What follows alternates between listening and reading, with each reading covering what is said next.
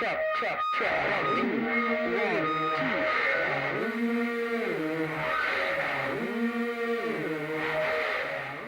fais du parcours depuis environ 13 ans sur Strasbourg. J'ai découvert le parcours en fait avec les Yamakasi en 99, où je les ai rencontrés en fait pendant une journée. Je suis gymnaste depuis l'âge de 7 ans et le fait de les avoir rencontrés sur Paris, ça m'a permis en fait de me rendre compte qu'on pouvait faire de la gym en dehors d'une salle de gym. Le parcours pour moi c'est une philosophie, c'est un état d'esprit. On voit de la façon on va s'entraîner en fait tous les jours pour franchir un mur. On va l'appliquer exactement, enfin je l'ai appliqué exactement dans ma vie pour mes études, quand je voulais quelque chose dans la vie, je me suis toujours accroché pour essayer de l'avoir.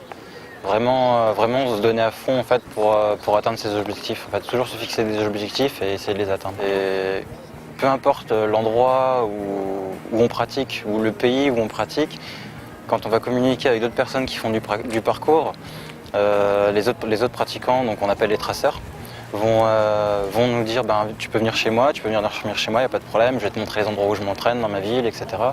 Et comme ça peut nous permettre de voyager, de partager beaucoup de choses.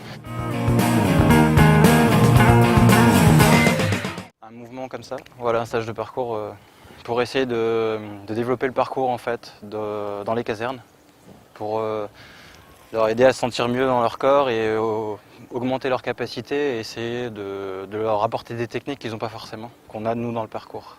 Transmettre cette philosophie, c'est vraiment s'entraider, travailler en équipe et pas travailler tout seul dans son coin. Bien que le parcours est une quête de soi, puisque l'objectif c'est d'apprendre à connaître son corps, évoluer, essayer de continuer toujours à avancer en fait, aussi bien dans le parcours que dans notre vie.